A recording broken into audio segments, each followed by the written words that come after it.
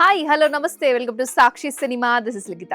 3 నెలల క్రితం కరుప్పు తెలుగులో వీరభద్రుడితో హిట్ కొట్టిన సూర్య ఇప్పుడు విశ్వనాథ్ అండ్ సన్స్ తో వచ్చేశాడు.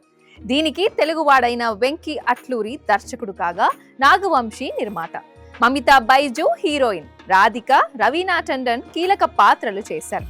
తెలుగు, తమిళ భాషల్లో థియేటర్లలో రిలీజ్ అయిన ఈ సినిమా ఇంతకీ ఎలా ఉందనేది రివ్యూలో చూద్దాం. కథేంటి? సంజయ్ విశ్వనాథ్ అంటే సూర్య ఓ వ్యాపారవేత్త, ఒలింపిక్స్ లో గోల్డ్ మెడల్ సాధించిన షూటర్. 40 ఏళ్లు వయసు వచ్చినా పెళ్లి చేసుకోడు. అమెరికాకి వెళ్లి సరోగసీ ద్వారా మగబిడ్డని కని స్వదేశానికి తీసుకొస్తాడు. కొన్నాళ్ల తర్వాత పిల్లాడు ఓ అరుదైన వ్యాధి బారిన పడతాడు. బోన్ మ్యారో ట్రాన్స్ప్లాంట్ అవసరం అవుతుంది. దీంతో బిడ్డకు జన్మనిచ్చిన తల్లి అవసరం ఏర్పడుతుంది. అమెరికాకు తిరిగెళ్లి సరోగసీ మదర్ మ్యాడీని అంటే మమితాని వెతికి భారత్ కి తీసుకొస్తాడు. సర్జరీ తర్వాత ఆమె తిరిగి వెళ్లిపోవాలని ముందే ఒప్పందం చేసుకుంటాడు. 20 ఏళ్ల మ్యాడీ సంజయ్ ఇంటికి వచ్చిన తర్వాత వారి జీవితంలో ఎలాంటి పరిణామాలు చోటు చేసుకున్నాయి? అసలు సంజయ్ 40 ఏళ్లు వచ్చినా పెళ్లికి ఎందుకు దూరంగా ఉంటున్నాడు? తల్లి అవసరం లేకుండా తన కొడుకును పెంచుకోగలుగుతాడా?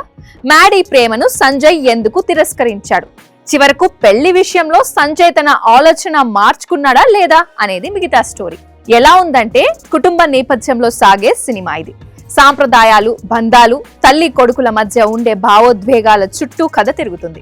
దర్శకుడు వెంకీ అట్లూరి ఎంచుకున్న పాయింట్ పాతదే అయినా దాని చుట్టూ అల్లిన సన్నివేశాలు మానవ సంబంధాలని, హృదయాలను హత్తుకునేలా తీర్చిదిద్దాడు. కాసేపు నవ్విస్తూ మరి కాసేపు భావోద్వేగానికి గురి చేస్తూ బోర్ కొట్టకుండా కథను నడిపించాడు. సంజయ్ విశ్వనాథ్ ఒలింపిక్స్ లో గోల్డ్ మెడల్ సాధించే సన్నివేశంతో మూవీ ప్రారంభమవుతోంది. తర్వాత సంజయ్ ఫ్యామిలీ నేపథ్యం, మంచి వ్యాపారవేత్తగా ఎదిగిన తీరు చూపించారు. ఆ వెంటనే బిడ్డ కోసం సరోగసీ మార్గం ఎంచుకోవడం, కొడుకు సర్జరీ కోసం సరోగసీ మదర్ మ్యాడీ ఇండియాకు రావడంతో కథ కామెడీ టర్న్ తీసుకుంటుంది. మ్యాడీ చేసే అల్లరి థియేటర్లలో నవ్వులు పూయిస్తుంది. అదే సమయంలో తల్లితో వచ్చే ఎమోషనల్ సన్నివేశాలు గుండెని బరువెక్కిస్తాయి. ఎవరెలా చేశారంటే సంజయ్ విశ్వనాథ్ పాత్రలో సూర్య అదిరిపోయాడు. ముఖ్యంగా ఎమోషనల్ సన్నివేశాల్లో ఆయన నటన కన్నీళ్లు తెప్పిస్తుంది. మమితకు మంచి పాత్ర లభించింది. మ్యాడీగా ఆమె చేసే అల్లరి నవ్వులు పూయిస్తుంది. సినిమా చూసిన ప్రతి ఒక్కరూ మమితా పాత్రను మర్చిపోరు. తల్లిగా రాధిక చక్కగా నటించింది.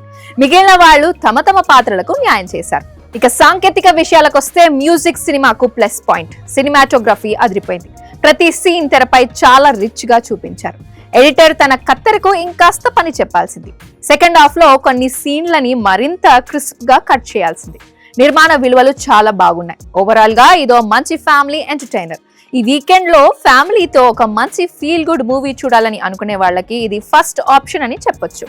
ఇక గజనీ తర్వాత సూర్యకి ఇది మరో క్లాసిక్ సినిమా అని చెప్పొచ్చు.